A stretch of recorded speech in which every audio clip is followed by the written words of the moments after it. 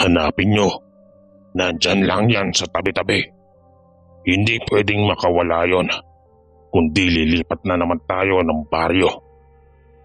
Ang tanga mo kasi. Kung hindi dahil sa kapabayaan mo, hindi makakawala yon.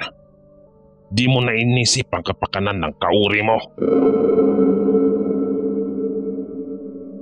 Sigaw na naririnig ko mula sa napagtataguan ko. Habang pagod na pagod at naiiyak na sa takot, naririnig ko na lang ang mabibigat na yabag sa taas ng pinagtataguan ko. Habang ramdam ko ang panggagalaitin nito na mahanap ako. Tawagin niyo na lang ako sa pangalang Osting, na kilala sa aming barangay na gabi-gabi na lang sa inuman. Sa madaling sabi, lasinggero. 21 ako nang maranasan ko at masaksihan na patayin ang aking kasamahan na noon pare-pareho kaming nakagapos sa tig-iisang poste. 5 kami noon na nagmamakaawa na pakawalan kami dahil sa sobrang takot. Hindi ko inaasahan na makakaligtas pa ako sa ganong kalagayan. Nangyari ito minsang papauwi ako sa aming munting tahanan kasama ng aking mga magulang sa Ilocos, Barrio Bunbon. Nang makita ko ang isa sa mga katrabaho ko na nag-iinuman, agad nitong napansin na paparating ako at agad ako nitong inanyayahan. Siyempre dahil nga sa nakasanayan ko ng uminom ng mga taong yon, ay hindi ako tumanggi at agad na umupo.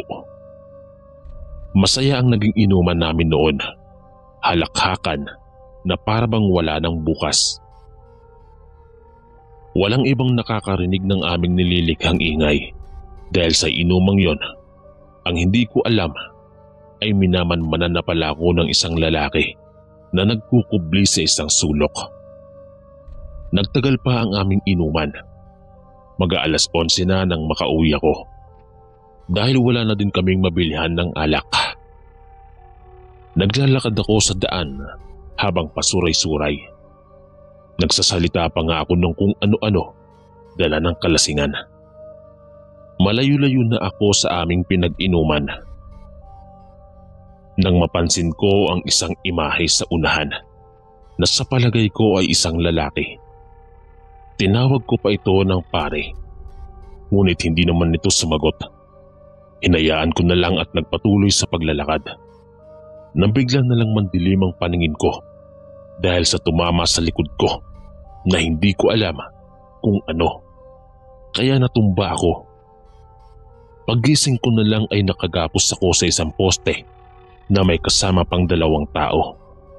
At nang makita ko ang mga ito ng malinaw, ay ito yung 2 pa sa mga kainuman ko na kaibigan ng katrabaho ko. Nagpupumiglas ako. Nagsalita ang isang lalaki na hindi ka makakawala dyan. Sabay humalakhak. Nakakatakot ang lalaki dahil sa namumugto nitong mga mata at maiitim na ngipin. Samantala ng gabing yon, nang nagiinuman kami, ay may matang nag-aaligid sa amin. Ngunit ako pala ang pakay nito. Matyaga itong naghintay hanggang sa matapos kami. Napangiti ito nang nagpaalam na ako sa mga kainuman ko at naglakad na pauwi. Agad na mabilis itong tumakbo para maunahan ako. Nang nakalayo-layo na ako sa pinag-iinuman namin, ay doon ko na nga nakita ang taong to. Subalit hindi ako nito pinansin at naglakad. Nang nawala na siya sa paningin ko, ay nagkubli lang pala sa gilid ng puno at agad na pinulot ang may kalakihang sanga ng kahoy. Agad na hinampas sa ulo ko at nawalan ako sa ulirat. Sa baryo ng mga aswang ang baryong ito ay nasa dulong bahagi ng aming baryo. Dayo lamang kasi ang mga tao dito. Pasan-pasan ako ng lalaki at sinabi nito sa nakakataas sa kanila na ito pa isa na ihahanda natin sa ating piyesta. Natuwa ang lalaki. Napangalanan na lang natin siyang Ramon. Siya ang pinuno ng mga taong naninirahan dito. Bukas ay gaganapin na natin ang ating pinakahihintay na kapiestahan at kumain ng sariwang laman. Sabay sigaw ng mga taong nakapalibot kay Karamon. Kinagabihan nun, may naririnig kaming tao na kasalukuyang nakatali. Yung ingay na papunta sa aming kinaroroonan. Nakita namin ang dalawa pang lalaki na naglalaban. Ngunit hindi nila kaya ang mga taong nasa anyong lobo. Kita mo dito ang mapupulang mata, may mahabang nguso, matutulis na pangil at nakakadiri din ang kanilang paglalaway. Habang tumatama sa kanilang malalaki at mabalbong katawan, agad na itinali ang dalawa pa sa natitirang 2 poste. Bali ganito ang sitwasyon namin doon. Sa tabi ng 5 poste kung saan kami itinali ay may isang lamesa na madaming iba't ibang uri ng pangkatay. At alam namin na kung kanino yun gagamitin. Sa gabing iyon at sa unahan naman ay may isang malawak na lupa habang napapalibutan ito ng bahay. Hiling na lang naman ng aming mga kasamahan na sana ay hindi na mag-umaga dahil kinagabihan nun ay wala na sa aming matitira. Ni ulo namin ay hindi na makikita. Sumapit na ang araw ng piyesta. Lahat ng mga taong naroon ay pabalik-balik dahil sa ginagawa nila para sa kanilang ritual. Mga aswang na tabunan na sinasamba ang mga demonyo, kaya wala rin tong awa kung pumatay. Dumating na ang oras ng aming kinakatakutan. Tandang-tanda ko nun ang sinasabi ko habang nagpupumiglas. Pag ako nakawala dito, di na ako iinom. Habang umiiyak dahil sa takot. Maya-maya pa ay may dumating na 3 lalaki at tinitingnan kami. Dumiretso ito sa mga itak na nakahilera at agad nitong pinatulis. Habang nakikita ko ang itak na pinapatulis, ay sabay naman ng pagmamakaawa ko sa mga lalaki. Ngunit tumawa lang ang mga ito. May dumating na bata at sinabing magsisimula na daw. Agad kaming nagtinginan dahil akala namin sisimulan na kaming katayin ng mga ito. Niwala man lang kaming laban sa kanila. Subalit bumalik ang mga lalaki sa ginaganapan ng kanilang ritual. Ilang minuto din ang lumipas at bumalik ang 3 lalaki at agad na kinuha ang 2 kong kasamahan. Agad nila itong sinikmuraan at pinahiga sa lamesa. Kitang-kita ko ang pag-angat ng itak at sabay tumama ito sa ulo ng lalaking kasamahan ko. Nanlaki ang mga mata ko sa nakita ko. Nakadilat pang bumagsak sa lupa ang ulo ng lalaki. Napaiyak na lang ako. Mga hayop kayo. Pag ako nakawala dito, ay iisa-isahin ko din kayo. Ngunit nagsitawanan lang ang mga lalaki. Kitang-kita naming natira pa kung paano katayin ng 2 naming kasamahan na parang baboy lang ang kanilang kinakatay. Agad na kinuha pa ang isa sa mga kasamahan namin. 2 na lang kaming natira. Agad nitong pinalakul ang ulo at sabay na nilagay sa malaking kawa. Mamaya na ang 2 yan. Huwag na kayong mangarap na tumakas dahil ganito din naman ang mangyayari sa inyo. Sabay nakakalokong tumawa habang tinitignan kami. Lumipas ang mga oras ay nahati na ang dalawang kasamahan namin. Nakita ko pa ang mga paa at kamay na sinabit. Nakakahilakbot ang aming mga nasaksihan. Nakakapanghina. Ngunit hindi ako tumigil para makaalis sa aking pinagkakagapusan hanggang sa kami na ang tinanggalan ng gapos at isusunod sa aming kasamahan. Ngunit nagkaroon ako ng tiyempo. Agad kong tinulak ang isang kasamahan ko. Sabay sabing takbo. Huwag kang titigil.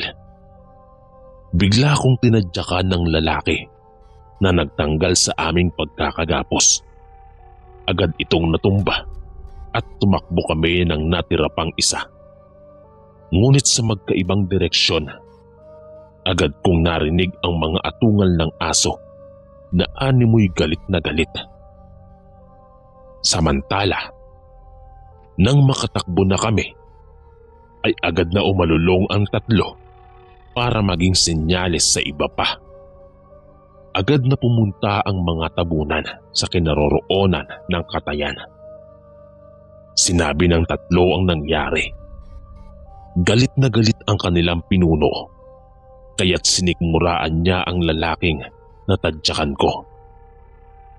Agad na nag-utos ang kanilang pinuno na si Caramon na hanapin kami. Agad na silang nagsitakbuhan na agad na pinalitan ng kanilang anyo sa pagiging tao hanggang sa pagiging mga aswang na nanggagalaiti.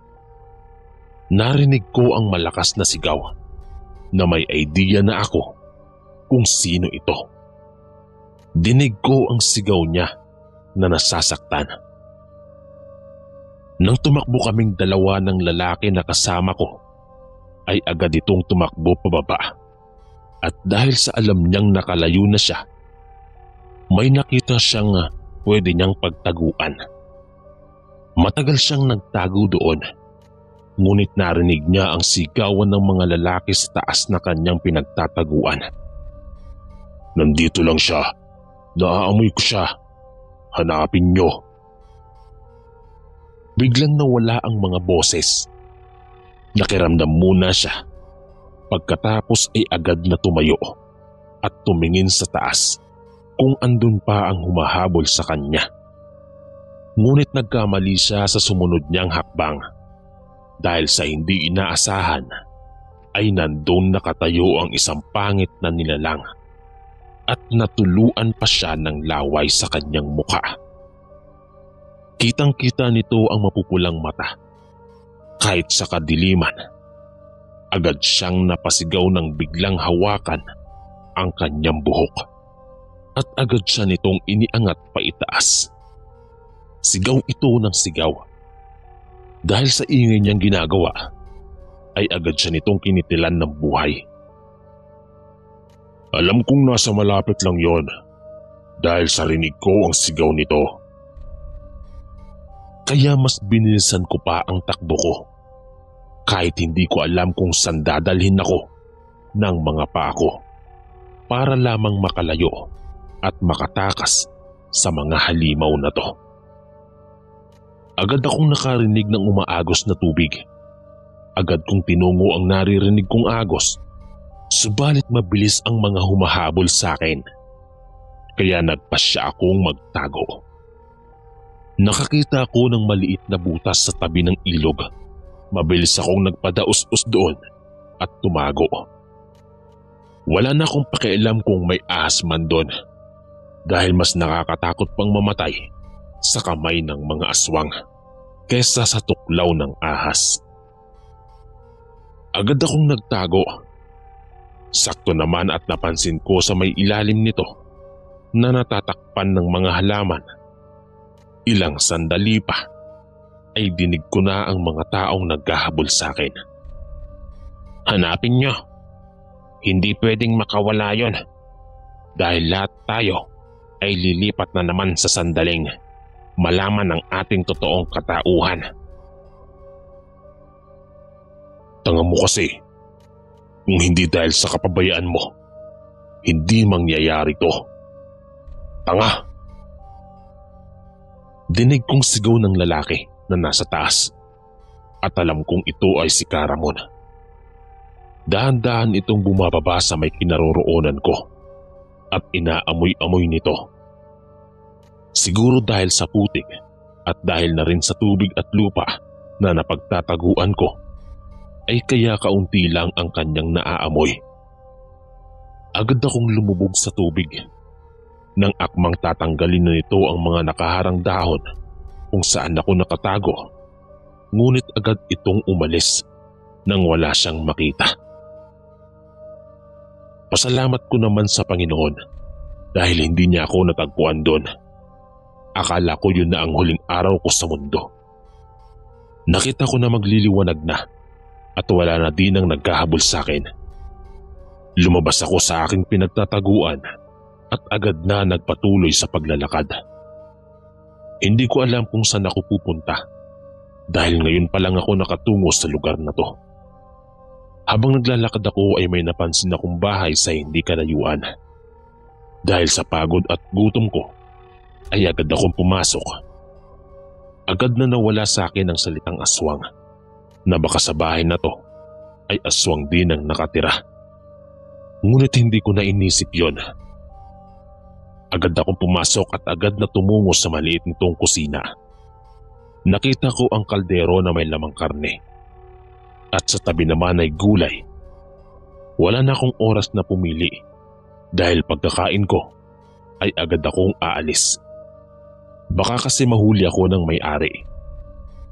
Nang pagkakain ko ay napansin ko ang ingay na nagmumula sa labas. Nag-uusap-usap sila at alam kong ako yung pinag-uusapan nila. May napansin ka bang tao dito na napagawi sa kinatitirikan ng bahay mo? Wala ka, Ramon. Wala akong napansin. Nagpapakain lamang ako ng aking alagang kambing. Ngunit wala akong nakitang tao na napagawi rito. Ngunit agad na nakarinig ng ingay ang mga tao sa labas. Sa pagkakataon na yon, ay agad kong sinira ang kusina at mabilis na tumakbo sa hindi ko naman alam na direksyon. Mabilis na pinuntahan nila Caramon ang pinanggalingan ng ingay. Nakita nila na sira na ang kahoy na nagsisilbing pader sa bahay. Wala na akong pakialam kung magkasugat man ako sa ginawa ko dahil hindi ako titigilan ng mga aswang na to. Dahil sa takot na malaman ng aking mga kababaryo ang kahiyupang ginawa nila sa aking mga kasamahan sa gaganapin nilang piyestahan. Sinungaling kang matanda ka. Nandito pala. Tinatago mo. Maawa po kayo. Hindi ko alam na nandyan siya. Hindi ko siya tinatago. Agad na tinaga ni Caramon ang matanda. Nakalahi din nila. Dahil sa ang alam nito ay tinago ako ng matanda. Agad na inalis ng ilang lalaki ang bangkay ng kaawa-awang matanda. At ang iba naman ay hinabol na ako. Ngunit hindi sila makapagpalit ng anyo dahil umaga pa lang noon. Hindi rin nila maamoy kung nasan ako. Agad akong nagkubli sa malaking puno dahil pagod na rin ako. Dumagdag pa ang sakit ng tiyan na nararamdaman ko. Samantala sa baryo ng mga aswang. Kamusta ang paghahanap nyo? Nakita nyo ba? Hindi, Caramon. Sadyang mailap ang lalaking yon. Walang kakain habang hindi nakikita ang lalaking yon. Walang gagalaw ng kahit anong parte man lang dyan ng karne. Siguro nag-aalala na sa akin ng aking magulang habang umiiyak na iniisip ang aking ina't ama. Na alam kong nag-aalala na ito sa akin.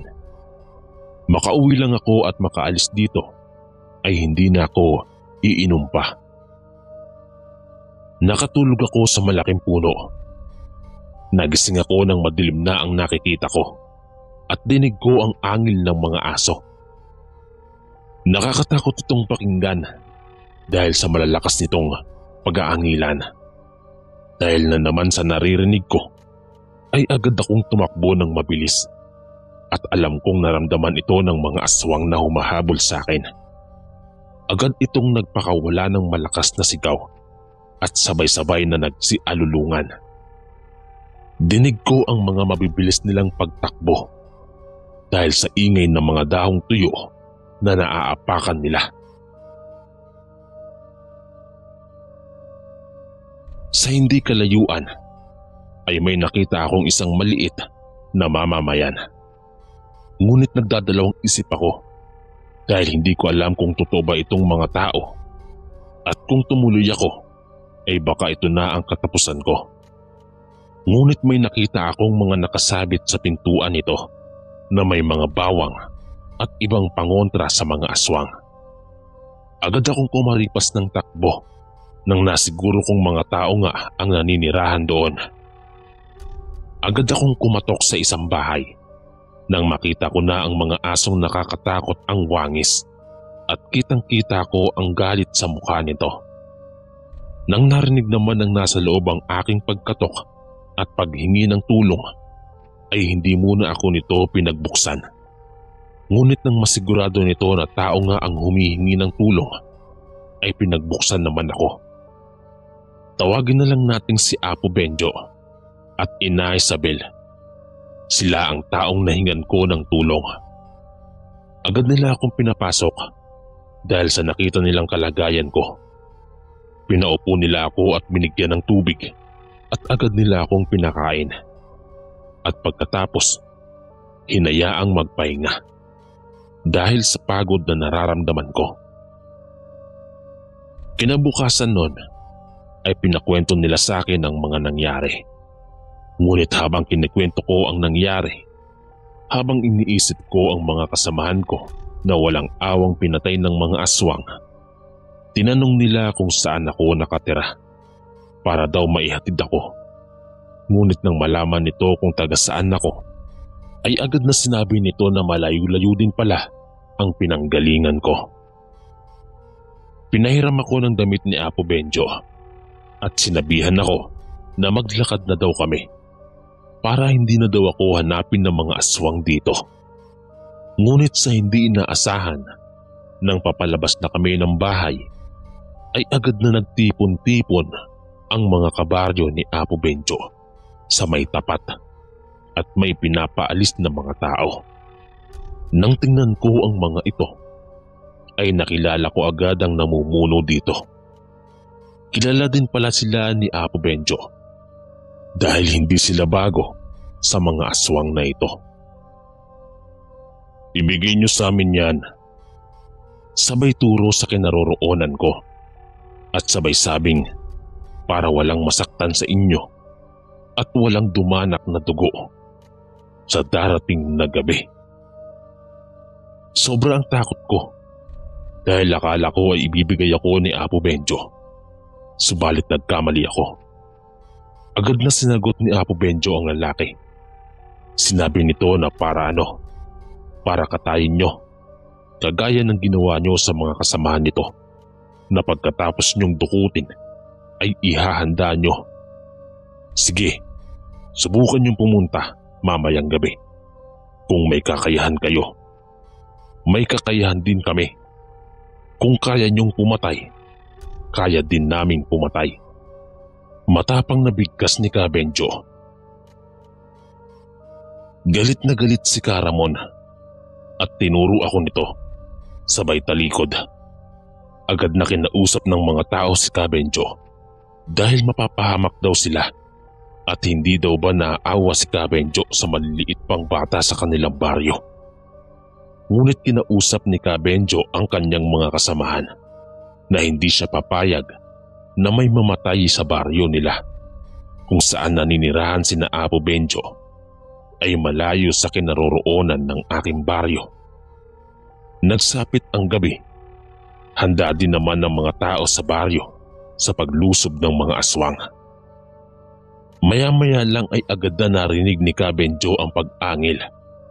Maya-maya pa ay narinig nila ang isang sigaw sa bahay sa may dulong parting bahayan.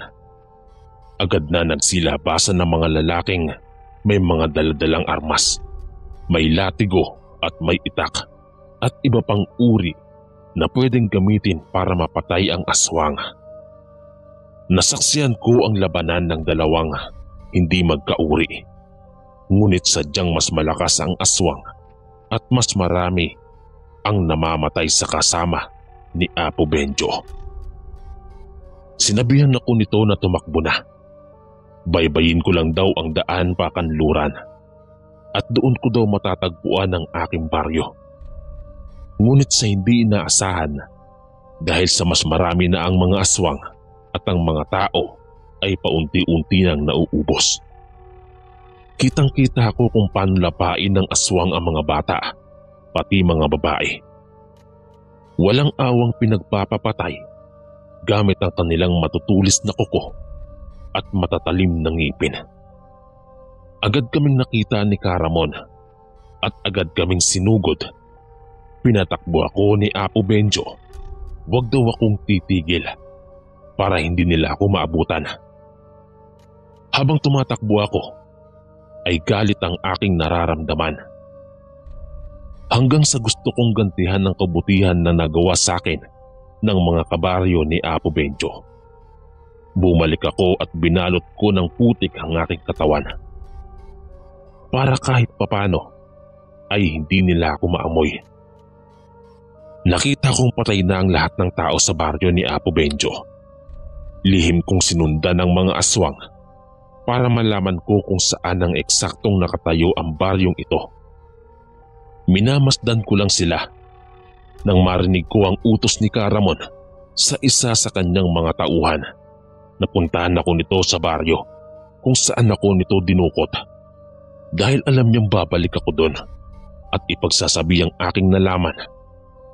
Nang marinig ko ito ay agad kong sinundan ng lalaki.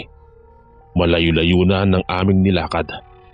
Pero dahil sa kagustuhan kong maghiganti, tinandaan ko ang daang tinahak namin.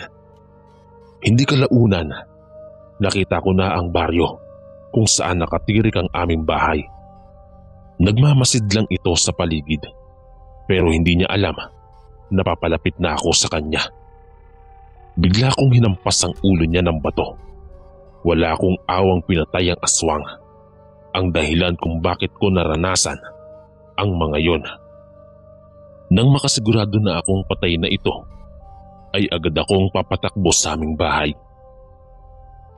3 araw akong nawala sa aming bahay. Kaya napaiyak na lang ang aking inay nang makita niya ang kalagayan ko. Agad niya akong pinapasok, sabay tanong kung saan ako galing. Kinuwento ko sa aking magulang ang nangyari sa akin sa baryo ng mga aswang, kung saan sana isa ako sa mga handa nito sa piyesta. Galit na lumabas ang aking ama. Kahit hating gabi na nun, ay ginising ng aking ama ang namamahala sa aming baryo upang ipag-alam ang mga aswang na kumakain ng tao. Sa gabing yun ay nagpasya ang kapitan na tapusin na ang mga aswang para hindi na maulit ang pangyayari na naganap sa akin. Pagkatapos ng ginawang pagpupulong, ay agad na nagsikuhaan ng sarit-saring armas ang mga tao at mga sulo na hawak ng mga ito. Sumama ako kahit nanghihina ako para maturo kung saan ang nasabi kong baryo. Matagal ang aming naging lakad, ngunit sinabi ko sa kapitan na patayin ang mga sulo para hindi kami mapansin ng mga taong aswang sa baryo.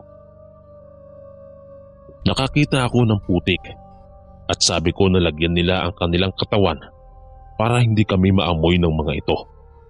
Nagmasid muna ang aking mga kasama sa nagaganap doon sa baryo.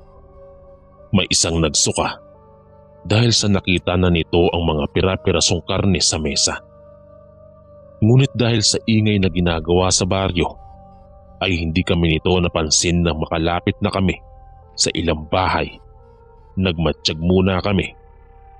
Maya-maya pa ay nagbigay na ng hudyat ang aming tagapamahala na si Kapitan Elias para paglupig sa mga aswang.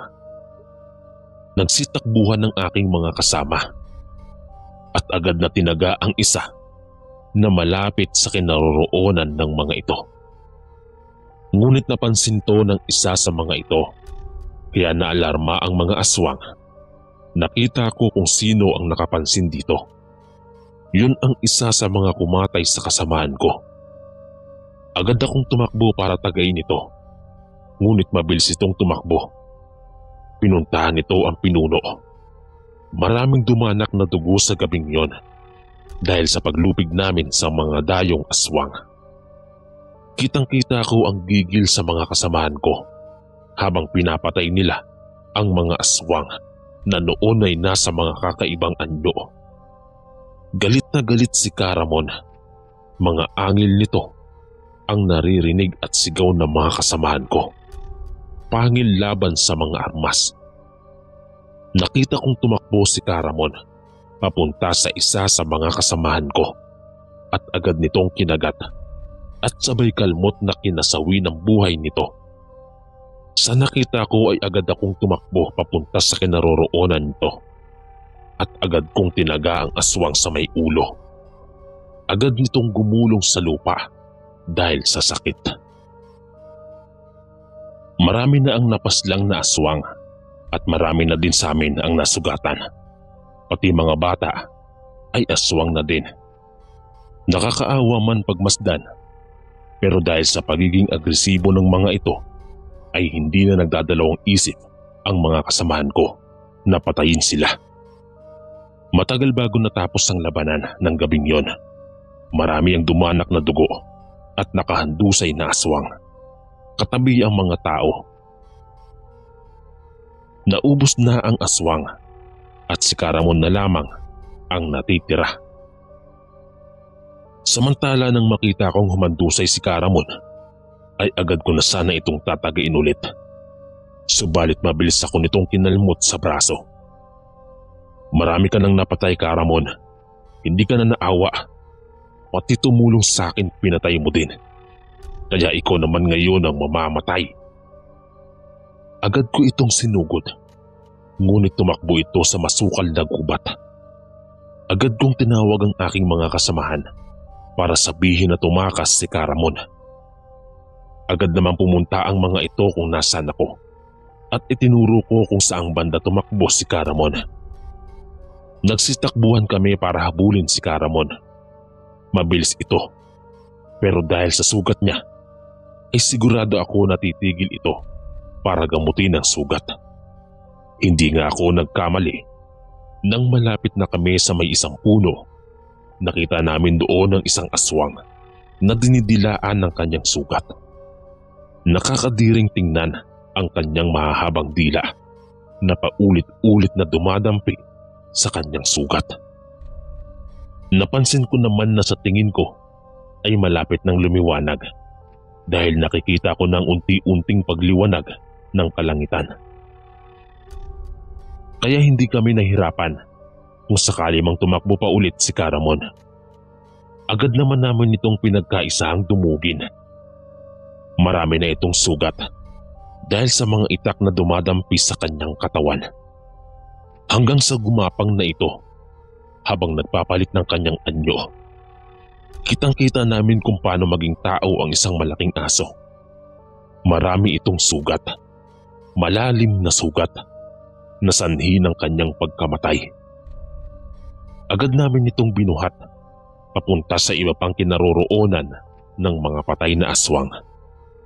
Nang magliwanag na, ay nakita namin na marami din ang nasugatan sa mga kasamahan namin at ang iba dito ay napatay din ng mga aswang.